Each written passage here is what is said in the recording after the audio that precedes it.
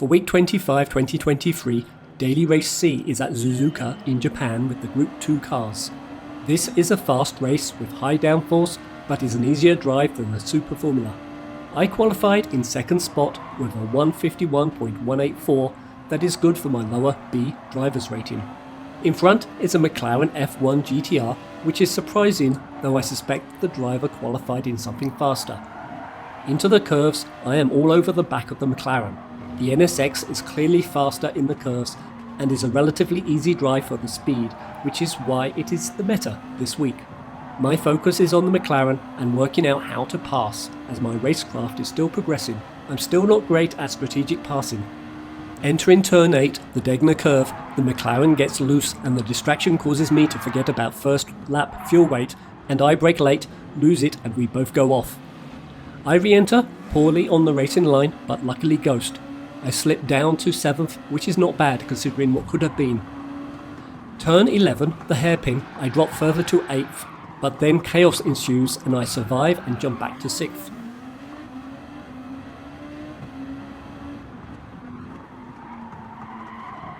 Having my nerves shaken, I'm a bit slow through turn 13 and 14, the spoon curve, but discover that Rob B. Burning Good must have taken a penalty and I take 5th. Around turn 15, I pass Henry, pointing backwards in the gravel. A bit of a tap from Nando as I brake into turn 16, the Casio triangle, and I hold it and survive my first lap. On lap 3, Ospipo Fox appears to be taking a scenic break in the gravel, and I now jump back to 3rd. Finishing lap 3, I am happy with my pace and focus on chasing down 3 Wild 73. On lap 4, flat out, approaching turn 15, Grim is taking a penalty, not shown on this replay, but he is ghosted to me.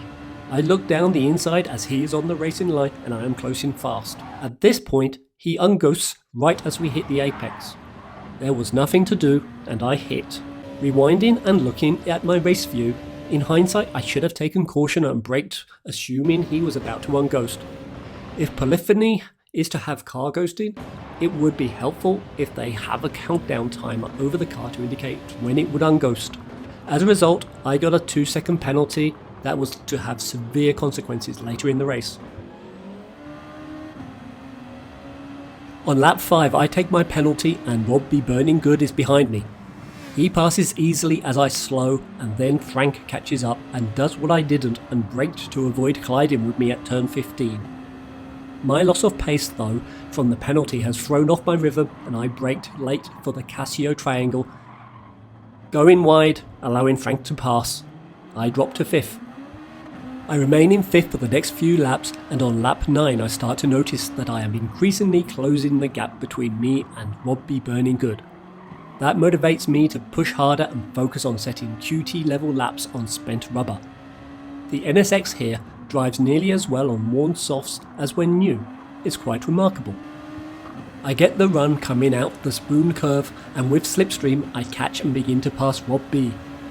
We're side by side entering turn 15, but with a top 5 place at risk, I back out, brake and slip behind again.